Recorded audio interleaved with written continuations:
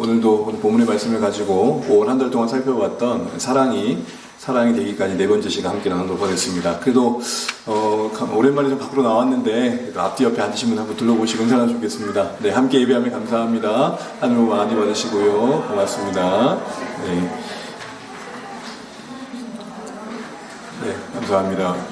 사실 이렇게 목회자로서 항상 이렇게 뭔가 분위기가 달라진 곳에서 설교를 한다는 게 적응하는 조금 시간이 걸리긴 하는데 제가 좀 어색하더라도 이해해 주시면 좋겠고, 일단 저도 고민이 많았습니다. 편하게 입을까 양복 입을까 하다가 밖이었으면 편하게 입으려고 하다가 또 안에 들어오니까 좀 생각이 복잡해지는 거예요. 그래서 여러분들 편하게 입고 오셔서 다행입니다. 오늘 목사님이 그런 얘기를 하시는 말씀에서 제가 좀 위로가 되었습니다. 자기는 어쨌든 설교를 위해서 너무 많은 에너지를 쏟고 애쓰고 있는데 내일 항상 설교 마치고 돌아오면 많은 해안이 잠긴다는 거죠. 그러면서 자기 본인에게 위로가 되는 말씀이 있었다고 합니다. 어떤 모양인지 간에 성도님들의 구원에 이르도록 돕고 있다는 어떤 확신이 들더랍니다. 첫 번째는 은혜가 되면 기쁨이 있어서 성도들이 위로가 되니까 좀 좋고, 천국 여정을 더 힘차게 살아봐야겠다라는 격려가 되니까 좋고, 설교를 줄 썼을 때는 그만큼 인내할 수 있는 환경을 마련하게 해주시니까 성도들에게 은혜가, 그러면서 또 인내를 키우는 환경이 되니까 좋다라는 말 들어서 그 말이 왠지 위로가 되더라고요. 어떤 모양이든지 들어서시는 분은 하나님이시다는 생각을 해봅니다. 여러분 죄송한데 혹시 마이크 소리가 조금 괜찮으세요? 이건 어떠세요? 예? 마이크가 더 낫습니까? 알겠습니다. 바로 수긍이야지. 네, 오늘 말씀 마지막 우리 사랑이 되기까지 주제 함께 마무리하면서 지난 시간들도 한번 되돌아보면서 정리가 된 시간 되면 좋겠습니다. 한 사진 하나 보여주시고요. 루이스의 이 책의 6장의 이 내용을 다루면서 서두로 여는데 윌리엄 모리스라는 시인이 오래전에 영국의 시인인데요, 사랑으로 충분하다라는 시에 대한 작품을 냈을 때 여러 사람들이 감상평을 냈는데 많은 사람들이 그 댓글에 감상평에다가 그렇지 않다라는 댓글을 많이 남겼다고 합니다. 여러분 어떻게 생각하십니까? 사랑으로 충분하다는 시를 다 소개해줄 수는 없지만 제목이 말하는 것처럼 이 사랑이 되게 사람의 존재에서 되게 중요하다 이 얘기를 하는 거죠. 되게 이상적으로 사랑을 펼치는 거예요. 아무리 힘들어도 사랑만 있으면 괜찮다.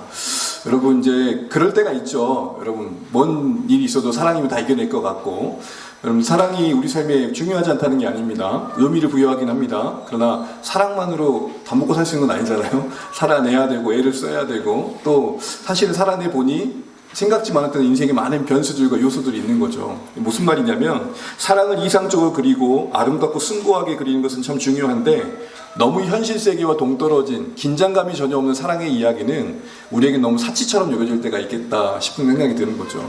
여러분 어떠세요? 드라마나 이런 사직에서 남녀가 이렇게 연애하고 나름의 사랑을 꽃피워가는 장면을 볼 때 여러분 어떻게 생각되세요? 부럽기도 하고 멋있기도 하지만 현실과 대비될 때 어떤 마음이 들던가요?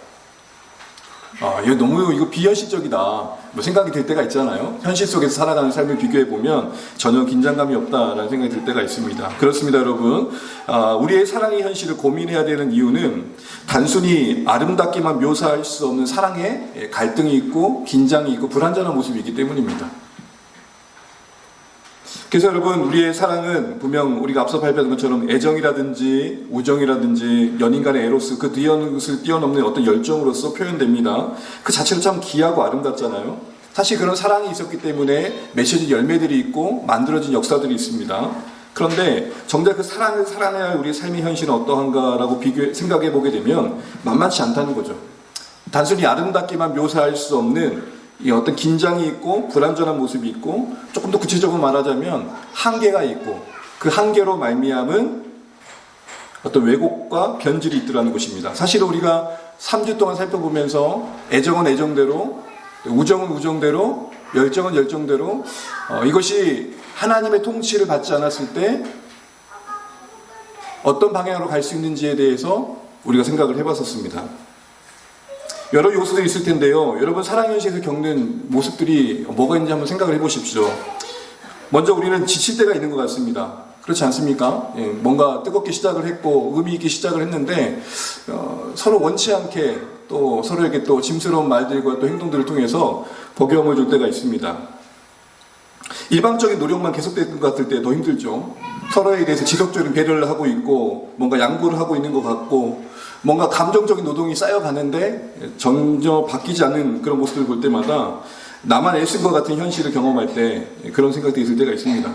특별히 이제 부부관계 보게 되면은 서로 간에 뭔가 이렇게 어렵게 말을 꺼냈는데 개선의 여지가 있는 듯 하다 유아무야할 때 그 모습들을 보면 좀 힘들어지죠. 진심을 나누지 못한 어떤 소갈이가 계속되면서 우리가 스트레스가 또 받아가는 건 아닌가 싶은 생각들을 해보게 됩니다. 상처 없이 지나가면 좋겠지만 사실 우리에게 또 상처를 주고받습니다. 그래서 문제는 뭐냐면 그게 잘 매듭되지 못한 채 지나가더라는 거예요. 그러다 보니까 지금 이 이야기를 하고 있는데 과거에 채 매듭되지 못한 이야기가 오늘의 이야기를 우리 더 힘들게 하는 것이죠. 어느 어머님과 그랬대요. 아야 요즘 내가 건방짐이 심하다 했더니 아들이 그랬대요. 병원 가세요. 너무 퉁명스럽게 얘기를 하니까 어머니가 그랬대요. 됐다야 내가 너한테 뭔 말을 하냐. 그래서 이제 어머니 마음이 쉽지 않은 거예요. 사실은 자기는 이제 힘드니까 위로를 받고 격려받고 싶었는데 근데 또 아들의 마음도 어떻는지 확인하지 않채 그냥 느낌만으로 반응을 한 거죠. 근데 어머니 왜 그러셨어요? 라고 물어봤더니 누군가 이제 상담하다가 이제 물어보니까 이랬다는 거예요. 평소에도 아들한테 뭔가 불만이 있고 하고 싶은 말 있고 궁금한 게 있는데 그게 해결되지 않은 감정을 가지고 있는 상황에서 그 상황을 마주하니까 터져 나오더라는 거예요. 여러분 지금 이야기하는 것 때문에 성내기보다는 아직 해소되지 않은 그 감정이 지금 마주하는 사람에게 쏟아질 때가 있죠. 바로 그런 것들입니다. 또한 생각과 달리 몸이 잘 안 따릅니다. 몰라서 그런 게 아니라 잘 아는데 잘 아니게도 피곤해요. 어떻게 하는 게 이 현실을 타개하는 방법인 줄 아는데 몸이 잘 안 따라와줘요. 사랑이라는 명분으로 때로는 우리 서로를 소유할 때도 있고요. 또 누군가를 수단화할 때도 있습니다. 또 심지어는 너무 그게 심화되다 보니까 상대방을 조종하고 통제하려고 그럽니다. 내 기대 속에 가두려고 그러고요. 이런 게 다 사랑의 현실에서 넘기는 어려움들 아닙니까? 이런 얘기까지 하지 않습니까? 내가 이렇게까지 했는데 너희들이 너가 그러면 안 된다라는 겁니다. 여러분 오늘은 좀 이해를 해주세요. 우리 아이들 같이 해드리니까 그래 오케이. 오늘 너와 나의 사랑의 현실이 뭔가 갈등이 생길 것 같은 느낌이 든다. 네, 그냥 놔두세요. 네. 그래서 이런 시간들을 우리가 이런 현실들을 보면서 고민이 되는 거죠. 때로는 어떤 뜨거운 사랑을 이야기를 하지만 그 사랑이 너무 그 자체로 중요시 여기다 보니까 불법도 정당할 때가 있고 또 무례를 행할 때도 있고요. 또 타인의 희생을 정당하게 강요할 때도 있고요. 심지어는 책임을 떠넘길 때도 있는 경우를 보게 됩니다. 어쨌든 여러분 우리의 사랑의 현실은 고단합니다. 쉽지 않아요. 이런 모습을 생각해 보면 우리의 사랑의 그 어떤 시작과 의미와 가치를 고스란히 그 본연의 모습들을 지켜간다는 게 만만치 않다는 걸 알게 됩니다.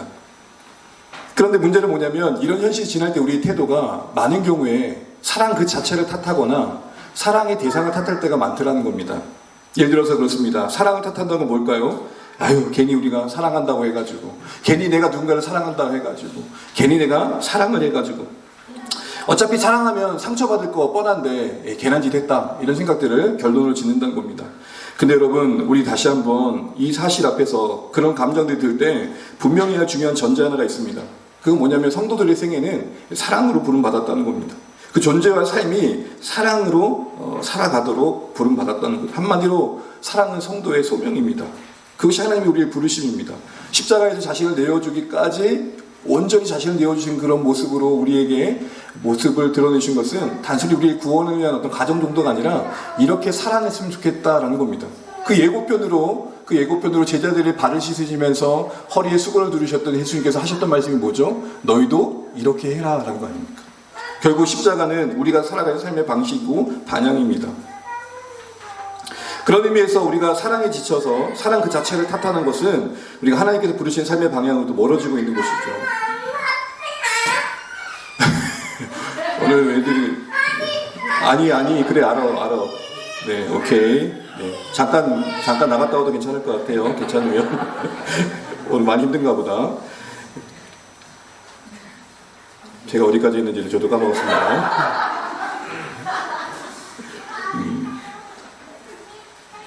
다시 돌아갈게요. 사랑은 성도의 소명이다라는 것입니다. 그래서 우리가 사랑 그 자체를 탓하면서 사랑에 대해서 회의감을 갖는 것은 좀 경계할 필요가 있는 것이죠. 만일 여러분 우리 가운데 마음을 지키려고 한다면은 사랑하지 않으면 됩니다. 사실은 심지어 동물에게도 마음을 주면 상처받잖아요. 오래전 일이긴 한데 저희들도 아이들이 하도 강아지를 키우자 그래서 여러저러 대처하다가 햄스터를 키운 적이 있습니다. 몇 마리 안 되는 키웠는데 이렇게 때가 되니까 또 이렇게 죽더라고요. 마지막 한 마리는 되게 비참하게 죽었어요.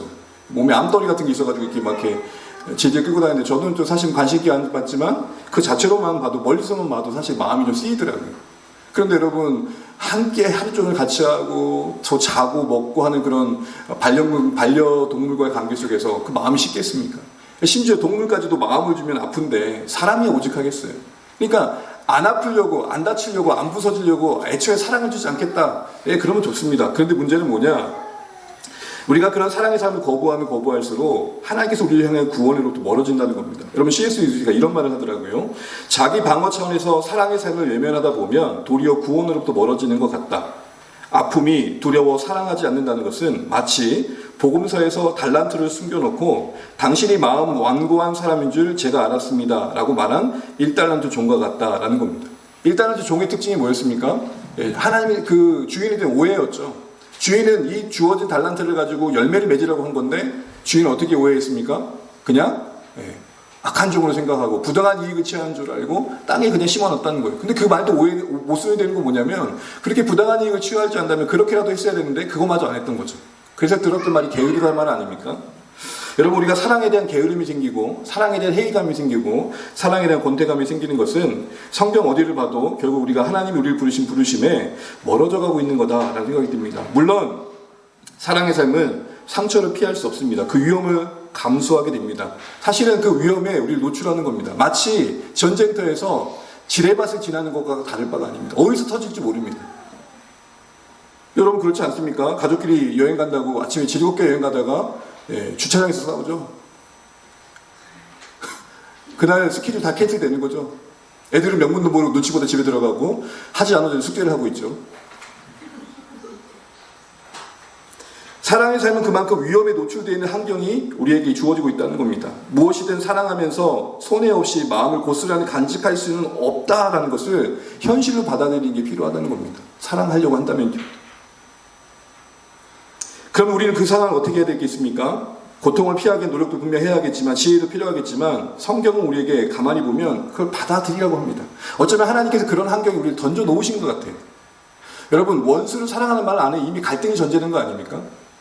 내 앞에 원수가 있는데 여러분 좋은 모습을 볼 수 있겠어요? 내 앞에 일단 당장에 원수가 있으면 내 몸이 뭘 해요? 긴장을 하고 있고 뭐 던질 거 없나 찾고 있잖아요. 저걸 어떻게 하나 들었다 놨다만 하고 싶은 마음도 이미 씨불려서 끝났지만 법이 있고 양심이 있고 도도 있고 시선이 있으니까 안 하는 거지. 이미 내 마음으로는 이미 살인이 끝났죠. 무슨 말씀을 드리는 겁니까? 그런 우리 안에 사랑의 현실에서 겪어가는 여러 고통들, 감정의 노동들, 여러 힘겨움들을 우리를 어떻게 해야 되느냐 할 때 성경은 하나님은 그걸 우리가 받아들이기를 원하십니다. 받아들이고 그것을 가지고 깨어진 마음을 가지고 이게 중요합니다. 하나님께 가져가기를 원하십니다. 결론적인 얘기긴 하지만요. 이런 갈등과 고통이 있기 때문에 우리는 하나님께 나아가게 됩니다. 그러면 여러분 이렇게 말할 수 있어요. 그러면 하나님은 우리를 만나기 위해서 우리의 고통을 일부러 주시는 건가? 너무 이거 단순 논리로 보시면 안 돼요. 여러분 한나와 브니나의 관계를 생각해 보시죠. 한나가 아이가 없었어요. 곤차였지만 아이가 없기 때문에 첩이 자기를 괴롭히고 곤고하게 했죠. 그래서 그가 나아가 있는 자리가 어디입니까? 기도하는 자리 아닙니까? 근데 여러분 이게 중요해요. 힘들어 기도했다는 게 중요한 게 아니라 그 힘겨움 속에 기도했을 때 사사시대를 종식시키는 사무엘이 나오는 환경이 됐더라는 거예요. 다시 말해 더 큰 하나님의 은혜가 으깨어지고 부서지는 마음 한복판에 갭이 되었다는 거예요. 그 자체는 고통이에요. 여러분 저도 가만히 보니까 이 말씀을 들으며 묵상하면서 느꼈던 게 저도 사역의 여정 속에서 피했으면 좋겠다는 감정의 노동들이 쉼없이 했던 것 같아요. 그런데 일면은 그렇지만 이면 다면은 그것 때문에 커간 내 모습이 있고 그것이 있었기 때문에 이해와 헤아림이 더 넓어진 부분이 있더라는 거죠. 그래서 여러분 우리 하늘 아래 사는 날 동안 사랑 탓을 하면서 사랑 그 자체를 부정하는 것은 우리의 부르심이 아니라는 걸 알고 그 길을 가기 때문에 부득이 피할 수 없는 그 위험을 지날 때 우리 이런 생각을 하셔야 됩니다. 이게 구원의 여정이다. 이게 구원 가운데 우리가 걸어갈 길이다. 좁은 길이다 라는 생각들을 우리는 할 필요가 있다는 겁니다. 그 부딪힘 속에서 그 속상함 속에서 유익이 있다. 다시 이런 안목을 갖는 게 신앙의 중요한 자세라는 것이죠. 또한 탓하는 건 사랑 자체를 탓하기도 하지만 상대방을 탓할 때가 있습니다. 서로를 탓할 때가 있다는 것이죠. 그러나 분명히 할 것은요. 당신이 좀 나아졌으면 하는 마음으로 서로를 탓하는 것은 답이 안 됩니다. 계속 우리가 나아가고 있는 논리가 뭐예요? 우리의 사랑의 주인 자리는 하나님이 되셔야 된다는 거죠. 다시 말해 그 자리에 어떤 조건이 온다든지 그 어떤 더 나음이 있다고 해서 도와줄 게 없다는 거예요. 앞으로 함께 평생을 함께 한 사람을 찾기 위해서 여러 조건을 따집니다. 중요하죠. 믿음도 따져야 되고 외모도 따져야 되고 실력도 따져야 됩니다. 그래서 이런 질문 한번 해보고 싶어요. 그런 조건이 최적이면 그 만남 이후의 모든 과정도 최적입니까? 어떤 조건이 마련되면 그 뒤에 모든 상태는 항상 엑설런트한 상태가 유지가 되나요? 어떤 일이 펼쳐질지 어떤 일을 마주해야 될지 우리는 아무도 몰라요. 그렇지 않습니까? 아주 멋진 배우자를 만났어요. 앞으로 계속 행복할 것 같아요? 그렇지 않아요. 여러분 동화를 보세요.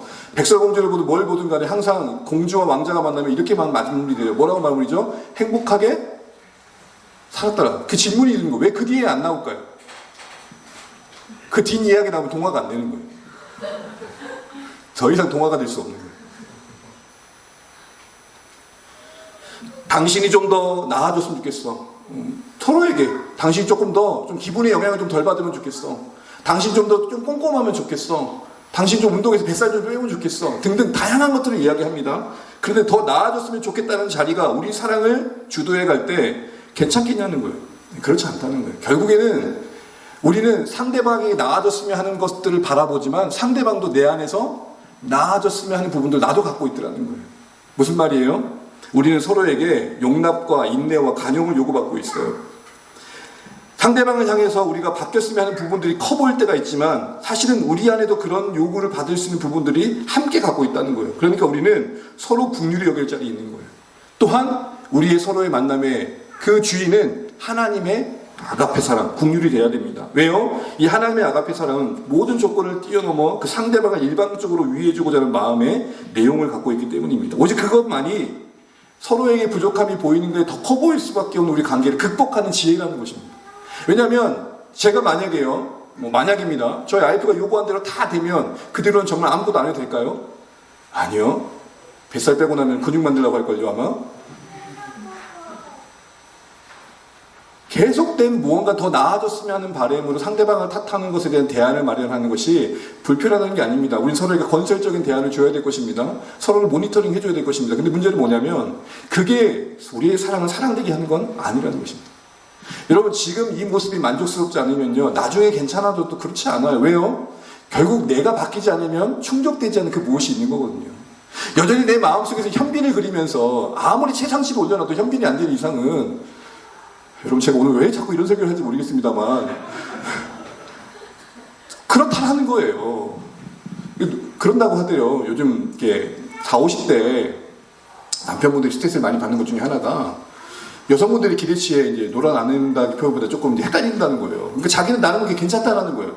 내가 봐도 나는 수준이 괜찮은 것 같은데 항상 와이프들이 얘기, 아내들의 얘기 들어보면 뭐 주변 여성들의 얘기 들어보면은 별로 아닌 거예요. 봤더니 이유가 딱 한 가지가 얘기했더래요. 남자들은 기준이 자기 아버지였어요. 내가 아버지 생각할 때는 이 정도면 괜찮아. 우리 아버지 설거지도 하는데 내가 설거지를 하고 있네? 근데 여성들의 기준은 뭐예요? 에? 너그 아버지 말고 저 드라마에 나오는 저 아름다운 분들. 기준이 다르니까 서로에 대한 헤아림이 뭐가 나요? 갈등이 생기는 거예요. 뭘 말씀드리는 겁니까? 당신 탓을 서로 탓하면서 그 사랑을 개선해 보려고 하는 노력이 불필요하다고 할 수 없지만 그 자체가 우리의 사랑을 더 온전케 하는 데는 부족함이 있다는 겁니다. 왜냐하면 우리는 누구나 있는 그대로 받아들일 수 없는 그 어떤 부분들을 갖고 있거든요. 사실은 있는 그대로 사랑한다고 할 때 전제는 뭐예요? 그 자체로 괜찮아 보이는 거 아니에요? 내 마음에 거슬림이 없고 그냥 봤을 때 좋은 건데 있는 그대로 사랑하는데 별 어려움이 없어요. 그러나 우리는 있는 그대로 사랑한다 있어서 어려움이 있을 때가 언제예요? 받아들이지 못한 그 무엇을 가지고 있을 때 아니겠습니까? 누구나 그럴 만한 해서가 아니라 그렇지 않은 모습을 갖고 있다는 현실을 알고 있다면 우리의 사랑을 사랑되게 하는 가장 중요한 그 어떤 근원이 되고 시작이 되고 우리를 주장하는 게 있다면 하나님 사랑해야 된다는 이 말씀을 드리는 겁니다. 서로가 서로에게 긍휼이 필요한 인생임을 바라볼 줄 아는 게 사실은 좀 더 온전한 관계를 만들어가는 아주 중요한 이해의 시작이라는 것이죠. 여러분 결국 사랑을 탓하든 서로를 탓하든 간에요. 사랑의 현실에서 절망한 우리의 마음에 역설적으로 우리에게 호소하고 있는 건 뭐예요? 결국은 우리의 사랑은 격려가 필요하다. 우리의 사랑은 돌봄이 필요하다. 우리의 사랑은 도움이 필요하다는 겁니다. 특별히 하나님의 사랑이 우리 사랑을 도와주셔야 된다는 겁니다. 하나님의 사랑이 우리 사랑을 도와야 할 유일한 이유는 오직 하나님의 사랑만이 우리의 사랑의 가장 큰 한계인 자기 중심성을 이길 수 있는 유일한 근원이 되고 내용이 되기 때문입니다. 하나님께서 자기 아들을 내어주실 때 우리의 조건을 따지지 않았다는 그 사실 하나가 서로를 바라보고 나 자신을 용납하는 데서 중요한 근거가 되거든요. 여러분 어디서 그런 사랑을 받아보셨어요? 여러분 어디서 그런 사랑을 보셨어요? 이 아가페 사랑, 자비와 긍휼으로 번역되는 이 아가페 사랑은 특징이 뭐예요? 상대방이 어떠한지 상관없이 그 대상을 위해주고 그 대상을 섬겨주는 거잖아요. 귀하게 여겨주는 거잖아요. 이런 어떤 안목을 예수님이 우리 안에서 이미 베푸신 사랑이라는 사실 안에서 우리는 이것이 우리 삶의 사랑을 주조해 갈 때 온전해질 수 있다는 거예요. 자녀를 바라볼 때, 서로를 바라볼 때, 성도들을 바라볼 때, 저 자신도 마찬가지고요. 이 하나님의 사랑이 우리를 주도해 가고 시작이 되지 않으면 결국에는 우리의 사랑이 한계를 부딪힐 때 이길 능력이 없다는 겁니다. 그래서 여러분 오늘 사도 바울은 에베소 교회 성도들에게 이렇게 말합니다. 우리 에베소 3장 17절 한번 읽어보겠습니다. 17절입니다. 시작. 너희가 터가 묻어져서 아멘. 여러분 여기서 주목할 게 있습니다. 너희가 사랑하라. 사랑이 더 강해지면 좋겠다라고 하지 않고 있고요. 사랑 가운데 뿌리내리라고 그러고 있어요. 그러니까 단지 사랑해라를 가르치고 있는 게 아니라 사랑 안에 거하라가 더 초점인 거예요. 완전 다르죠? 여러분 사랑하세요가 성경의 원 메시지가 아니고 첫 번째 메시지는 사랑 가운데 거하세요. 접근 방법이 다른 거예요. 우리 서로 사랑하자라는 말을 할 수 있지만 그 말을 성경이 안 하는 건 아니지만 그 시작은 뭐냐? 우리 사랑 가운데 먼저 거하자. 이 말을 다른 말로 말하면 뭐죠? 하나님께서 우리를 사랑하신 그 사랑을 먼저 우리가 경험하자. 여러분 C.S. 루이스는 이런 비유를 듭니다. 정원의 비유인데요. 화면을 한번 보여주세요. 여러분 정원을 가꾸려면 정원 그 자체로 아름다운 모습을 낼 수는 없겠죠. 정원이 아름답게 보이려면 누군가가 관리해야겠죠. 정원사가. 그런데 정원사하고 정원 관계 그런데 여러분 정원사가 아무리 애쓴다고 해서 하늘에 비가 안 내리고 햇빛이 안 비치면 아무것도 만들 수 없겠죠. 그래서 이렇게 그립니다. 정원 위에 정원사가 있고 정원사 위에 비와 햇빛이 있다.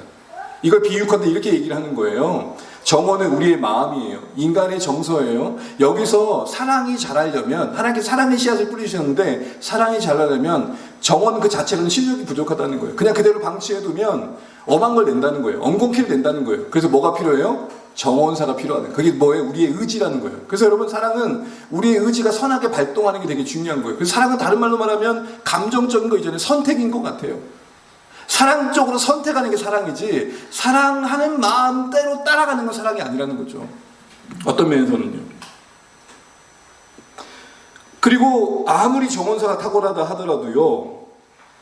하늘의 비와 햇빛으로 상징되는 하나님의 은총과 사랑이 없다면 생명력 있게 맺을 수 없다는 거죠. 사실 여러분 정원을 관리하다 보면 혹시 여러분 나무나 풀을 가까이 하는 분들 느끼는 고백이 다 공통점이 이거예요.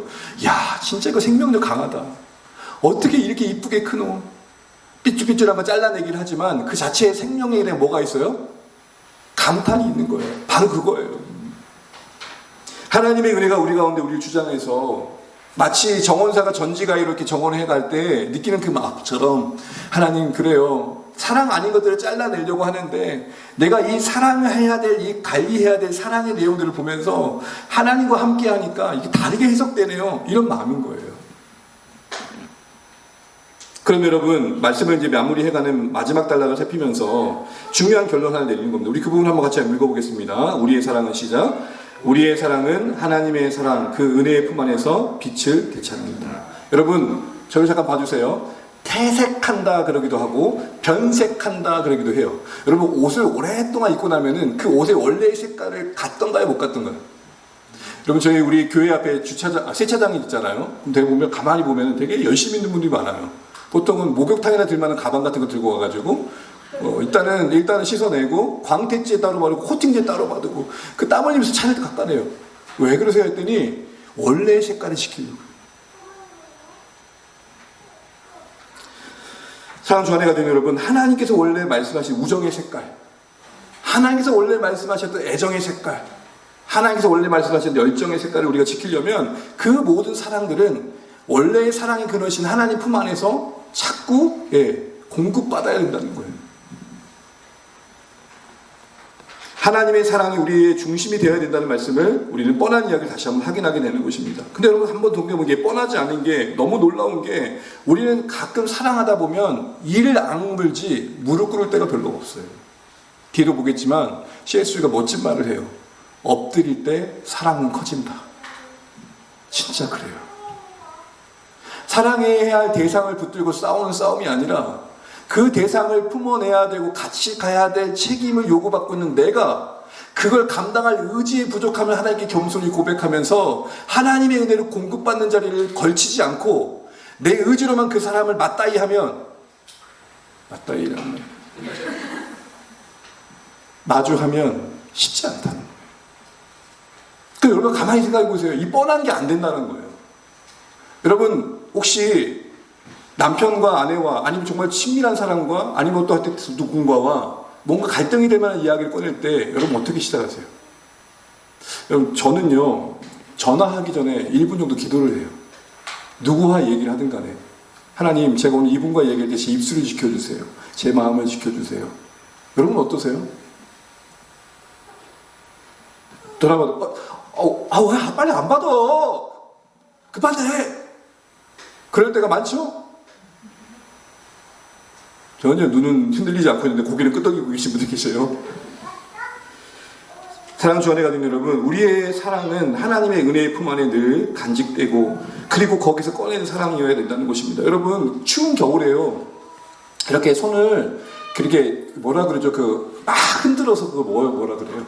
핫팩 같은 거 주머니에 넣어놓고요. 이렇게 있다가 그 손을 누군가에게 악수하면 그 상대방이 뭐라 그래요? 어머 목사님 손은 되게 따뜻해요. 천사 같아요. 겨울마다 핫팩을 들고 다녀야 돼요. 그러니까. 근데 누구나 핫팩을 짊어진 손을 가지고 상대방을 만나면 상대방 어때요? 따뜻함을 느껴요. 우리의 사랑이 하나님의 온기 아래에 있다. 하나님 안에 있다가 엎드렸다 나온 것과 그렇지 않게 다르다는 것이죠.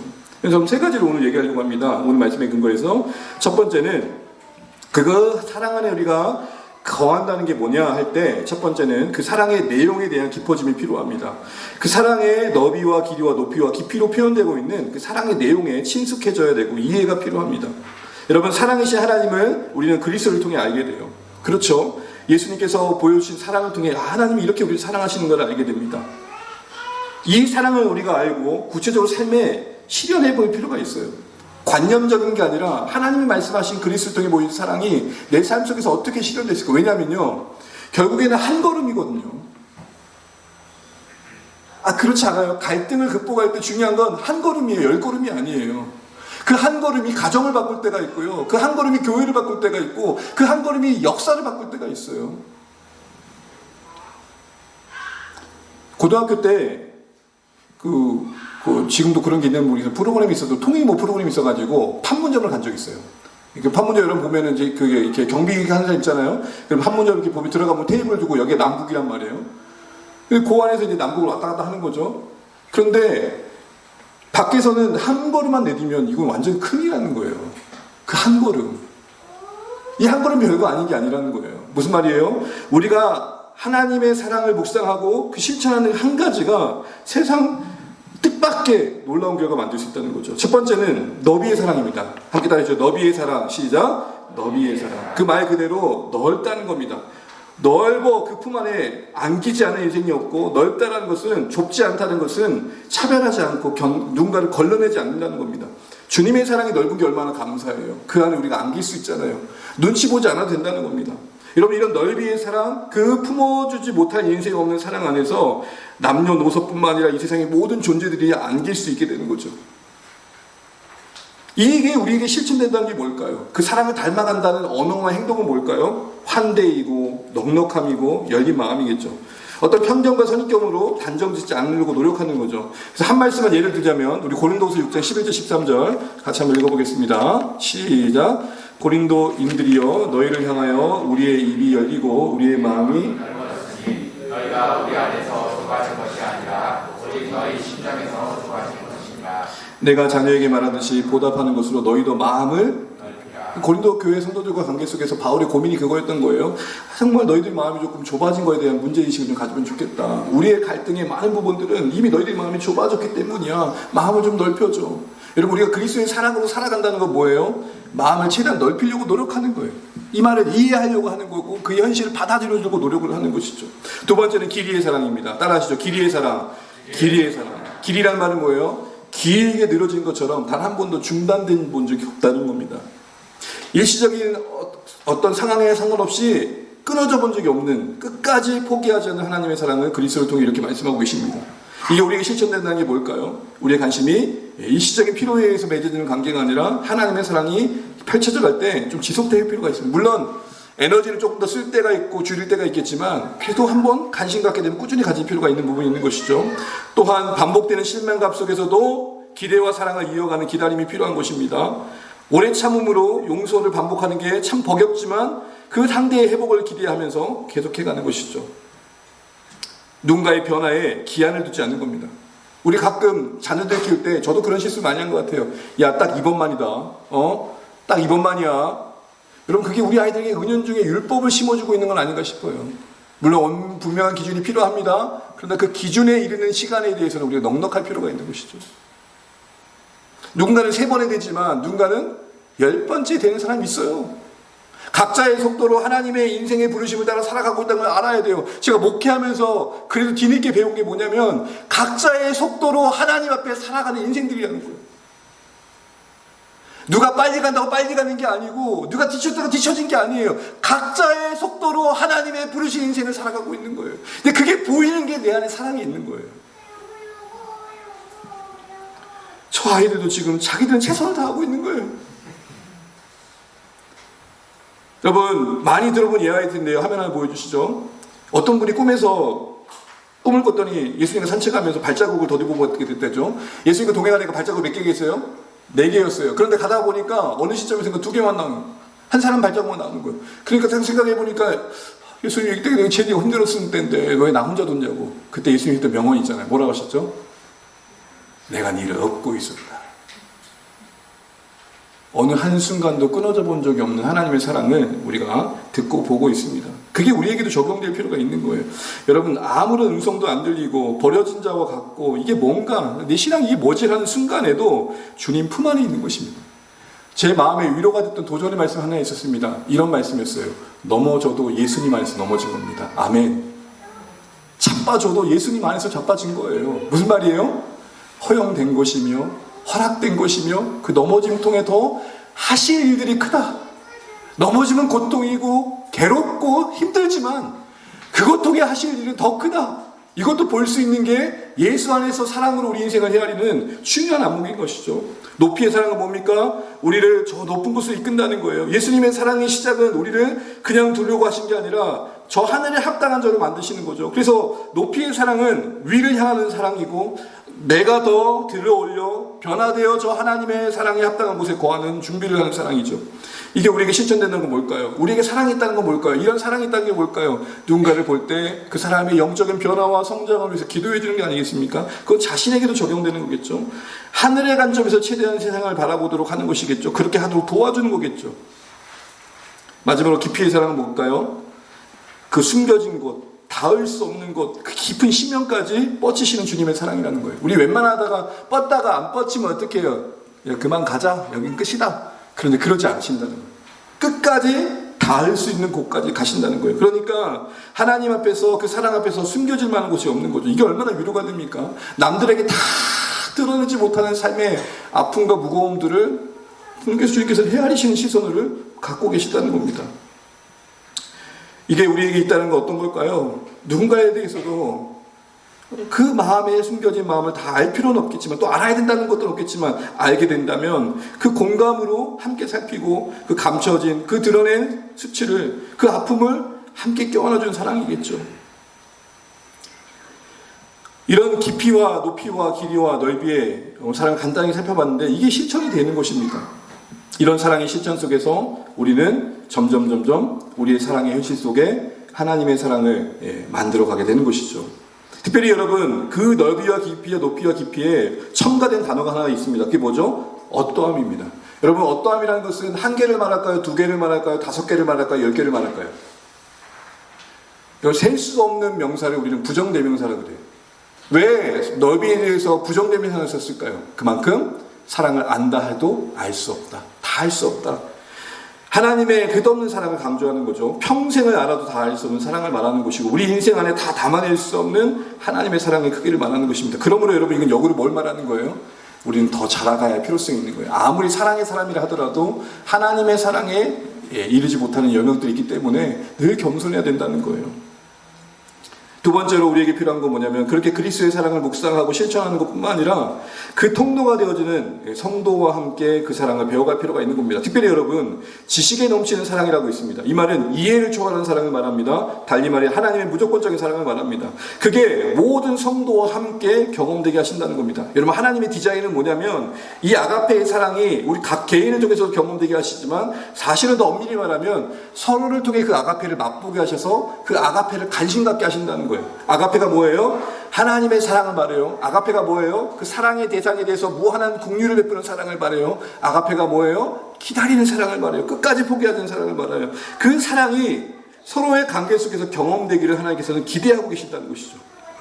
예수께서는 이렇게 말합니다. 만약 그런 경험이 없다면 우리의 자연적인 사랑은 하나님의 사랑으로 변화되는데 참 어려움을 겪는다라는 겁니다. 여러분 이 질문 하나 한번 해보겠어요. 저도 계속 이 질문했는데 많은 생각들이 많이 나는 게 아니라 애써 찾아야 될 만큼 그렇게 많지는 않았던 것 같아요. 여러분의 생애에 난 무조건적인 사랑을 단 한 번이라도 받아본 것 같다.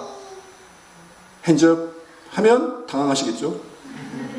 여러분 생애에 정말 나는 이런 사랑을 받아본 적이 없다. 뜨거운 걸 말하는 게 아니에요. 그냥 내 존재 자체가 그냥 벌거벗겨져도 그 어떤 정죄와 판단도 없이 그냥 있는 모습 그대로 수용되어지고 바라봐지는 사람들 속에 있었던 경험이 있다. 그래서 여러분 제가 한 이야기를 가져왔습니다. 여러분 너무 잘 아시는 이야기인데 빅토르 위고라는 프랑스의 대문호가 쓰는 네 미제라블이라는 작품이 있죠. 많은 사람들이 알고 계실 겁니다. 이 내용이 나오는 장발장은 억울한 목살이를 한 걸 여러분 잘 아실 겁니다. 가여운 조카들 때문에 빵을 훔쳐가지고 5년 징역을 사는데 너무 억울해서 탈옥을 몇 번 하다가 결국 19년을 살게 되죠. 그는 이름을 잃어버리고 24601이라는 번호를 살게 됩니다. 그러다가 19년 뒤에 풀어나요. 세상에는 증오가 가득했어요. 안 그렇겠습니까? 억울한 옥살이를 20년 가까이 하면 여러분 저라도 미쳐버릴 것 같아요. 누군가를 보면 막 화를 내고 싶고 그럴 것 같아요. 세상이 다 적으로 보일 것 같아요.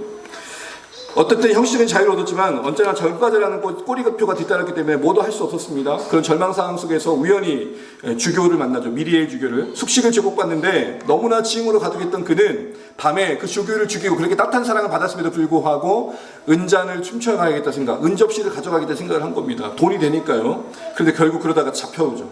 헌병대에 잡혀가가지고 주교에게 헌병대가 묻습니다. 이거 성당 거 아닙니까? 이 사람이 훔친 거 아닙니까? 했을 때 미리의 주교 뭐라고 했죠? 여러분 잘 아시는 것처럼 아니요 제가 준 거예요. 그러면서 아유 장발장 이 촛대도 가져갔어야 되는데 깜빡했네요 라고 덕하여 줍니다.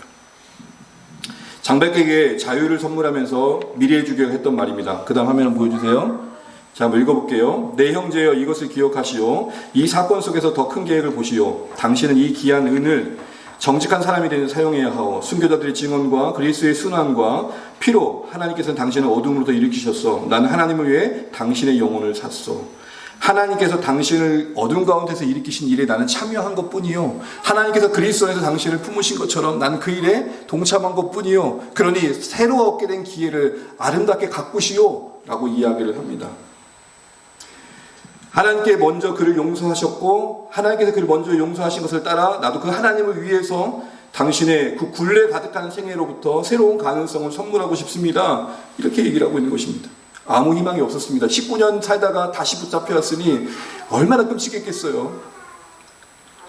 그런데 다시 되어진 그 새로운 기회는 여러분 장발장의 놀라운 삶의 변화의 계기가 됩니다. 이 예기치 못한 용서가 아가페입니다. 이 예기치 못한 용서가 무조건 사랑입니다. 여러분 조건만으로 보면 주교 입장에서는 자신을 죽이려고 했었고 자신의 물건에 피해를 끼친 사람이니까 그 조건만 보면 이런 대우를 해야 돼요 안 해야 돼요? 당장 잡아가세요. 했어야 됩니다. 그런데 그렇지 않았다라는 거예요. 그러면서 이런 말을 한 겁니다. 여러분 이 말을 들었던 장발장이 뭐라고 한지 아십니까? 이렇게 말합니다. 중간부터 제가 읽을게요. 주교의 한마디 말이면 나는 다시 채찍질 아래로 고통스러워 들어갔을 텐데 대신 그는 내게로 자유를 주었다. 수치심의 칼처럼 속에서 나를 찌르는구나. 내 영혼을 가지고 있다고 그는 말했다. 나는 공허속을 내 죄의 소용돌이 속을 응시한다. 나는 이제, 이게 중요해요, 그 세계로부터 빠져나올 것이다. 나는 다른 이야기가 반드시 시작될 것을 바라본다. 용서의 은혜는 장발장의 새로운 세계를 만나게 하는 출발점이 됐습니다. 그 스스로 자신을 고칠 수 없는 그 도둑질하는 어떤 이기심과 탐심을 이기게 하는 시작이 되었습니다. 실제적으로 여러분 이야기 아는 것처럼 장발장이 이 뒤로 이름을 뭘로 바꾸죠? 엄마로 바꾸는 게 아니에요. 마들레나로 바꿔요. 마들레나 바꿔가지고 여러 일들 하면서 또 시장을 하면서 자신의 신분을 감추면서 선행을 행하죠. 근데 결과적으로는 결국 장발장을 살렸는데 장발장이 베푼 여러 선행을 통해서 공동체가 세워지게 돼요. 한나의 기도에 응답하셨는데 한나의 기도의 응답이 이스라엘 살린 시작이 돼요. 여러분 보세요. 무조건적인 사랑이 베풀어진 그 현장에 그 당사자의 회복과 함께 그를 통해 펼치신 새로운 일들이 함께 동반되고 있는 걸 보게 됩니다. 여러분 이게 바로 무조건적인 사랑이에요. 여러분 이런 사랑이 진짜 있다면 얼마나 행복할까요? 여러분 가장 가까이에서 이런 사랑을 경험해 보신 적 있으세요?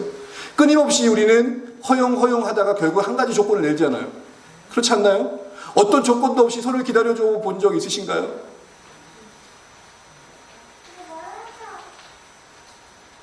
여러분 어떻게 생각하세요? 이 질문은 우리의 사랑의 깊은 고민이 돼야 될 것 같지 않습니까? 쉽지 않습니다. 그런데 이게 우리를 향한 하나님의 사랑이었다는 사실 다시 한번 생각해 본다면 우리 너무 계산적으로 바뀌고 있지 않은가 돌아볼 필요가 있어요. 여러분 예를 한번 들어볼게요. 진짜 예예요. 극단적이라도 얘도 이해해 주세요. 왜요? 이렇게 해야 더 효과가 있을 거니까. 제가 여러분 가다가 사고가 났어요. 전신마비가 됐어요. 저의 생계 모든 걸 이제 아내가 다 책임져야 돼요. 하루 이틀도 아니고 평상에 누워있는 의식은 살아있어요. 아내가 하루 위에 고된 일을 마치고 저를 위해 준다고 하루의 수고를 다 감당하고 나서도 밥을 해준다고 죽을 먹여줘요. 그럼 제가 살고 싶을까요? 제정신으로 살 수 있을까요, 정말? 우리는 사랑을 받는다고 할 때 이 무조건 사랑이 사실 싫어요. 왜요? 우리는 근거에 있길 원해요. 너 예쁘니까 내가 너 사랑해. 네가 그럴만하니까 사랑해. 이걸 더 원해요. 근데 여러분 우리 존재를 바꾸는 사랑은 뭔지 아세요? 무조건적인 사랑이에요. 이 사랑이 지나치고 나면 세상에 대한 이해가 달라져요. 특별히 여러분 장발장이라는 이름의 뜻은 여러분 보통 사람이라는 뜻입니다. 우리 모두가 이런 인생을 경우는 다르지만 이런 은혜가 필요한 인생이라는 겁니다. 특별히 알고 계신 것처럼 레미제라블이라는 이름도 불쌍한 사람이라는 뜻이에요. 온갖 불쌍한 사람들의 이야기예요. 근데 그 불쌍한 사람들의 이야기 속에서 희망을 만들어갔던 사람들은 누구예요? 아가페의 사랑을 실천했던 사람들. 여러분 이 세상 살만합니까? 저는 너무 힘든 것 같아요. 성질날 때도 많고 화날 때도 많고 가만히 생각해보면 저 인간 뭐지라는 생각할 때도 있고 이 세상이 그렇게 느껴질 때가 참 많아요. 목사이니까 채 말을 못할 때가 많지. 그런데 이 아가페의 사랑이 저를 자꾸 설득해요. 네가 받은 사랑이 그런 사랑이냐고. 가만히 생각해보니까 저도 그렇게 잘난 게 없어요. 용납받았으니까 여기까지 온 거예요. 여러분 가만히 생각해보니까 제가 몇 번 죽을 위기들이 있었더라고요. 그때마다 조건 없이 그냥 은혜를 베푸신 하나님 때문에 여기까지 온 거예요. 그걸 기억하지 못하니까 자꾸 내 앞에서 조건을 따지더라고요. 너 말벗이 왜 그래? 여러분에게 그런 거 아닙니다. 너 태도 왜 그러는데? 자꾸 상대방을 바꾸려고 그래요. 내 조건에 흡족지 않는 그의 모습에서 성질을 내요. 하나님과 나의 관계를 비교해보니까 그런 내 모습에 하나님께서 아무 말씀 안 하셨거든요. 사랑하는 주안의 여러분, 그럼 우리에게 뭐가 필요할까요? 그래서 강구가 필요한 것입니다. 우리의 사랑이 하나님의 사랑을 닮아가는 과정에 은혜가 필요해요. 여러분 특별히 뿌리 박힌다는 게 수동태예요. 무슨 말이죠? 우리가 할 수 없다는 거예요. 하나님이 말씀으로 심령에 우리 마음에 못을 박아 주셔야 박히는 거예요. 아무리 예수님 여러분 사랑합니다 해도 귓가에 언저리만 머무는 이유는 뭐예요? 하나님의 은혜 가운데 그 말씀을 우리 목에 박아주셔야 되는데 안 박히는 거예요. 그래서 간구했던 겁니다. 바울도 설득했던 게 아니라 간구했던 겁니다. 내가 교회에게 너희는 사랑을 이렇게 해야 된다고 설명한 게 아니라 이런 사랑에 거하도록 기도한다라고 했던 것입니다. C.S. 루이스가 아까 그런 말 했다고 그랬죠? 사랑은 더욱 엎드릴 때의 것이다.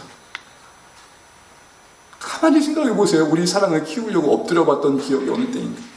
말씀을 맺으면서 우리 그런 마음으로 마지막에 PPT를 보면서 같이 이런 제목으로 기도하시고 말씀을 맺겠습니다. 같이 기도하겠습니다. 사랑의 하나님, 저희 마음은 쉽게 지치고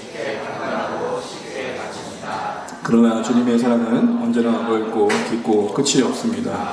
오늘도 사랑하기 위해 은혜가 필요합니다. 제 안에 성령을 부어주시고 제 기도가 사랑의 능력이 되게 하소서. 예수님의 이름으로 기도합니다. 아멘. 4주간의 사랑이 살리기까지 살펴봤던 결론은 결국 기도입니다. 다 기억하지 않으셔도 돼요. 그러나 내가 받은 사랑이 내 안에만 머물지 않고 새로운 소망의 씨앗으로 이어져 가기 위해 나는 끝없이 조건을 헤아릴 수밖에 없는데 안목을 뛰어넘어야 되고 이기적인 내 한계를 뛰어넘어야 되는데 그 내 실력은 안 된다는 겁니다. 사랑하는 주 안의 가족 여러분, 우리 모두 그렇게 하자라고 지금 말씀드리는 게 아닙니다. 더 엎드리자는 것입니다. 그래서 우리 안에 담아내시는 하나님의 사랑을 힘입어서 말하시고 행동하시고 큰 걸음 안 걸으셔도 됩니다. 작은 걸음 하나 걸으십시오. 오늘 하루만큼은 내가 은우에게 예쁜 말 하리라. 뭐라 해도 내가 은우를 안아주리라. 차라리 말 않고 그냥 안아주리라. 이런 작은 결단의 실천들이 쌓이면서 우리 삶이 점점 사랑을 닮아가는 것이고, 그리고 그 사랑을 본 은우가 희한하네. 평소 같으면 주먹질 해야 되는데 미안해요. 평소 같으면 굴먹거리는데 우리 아버지 희한하네.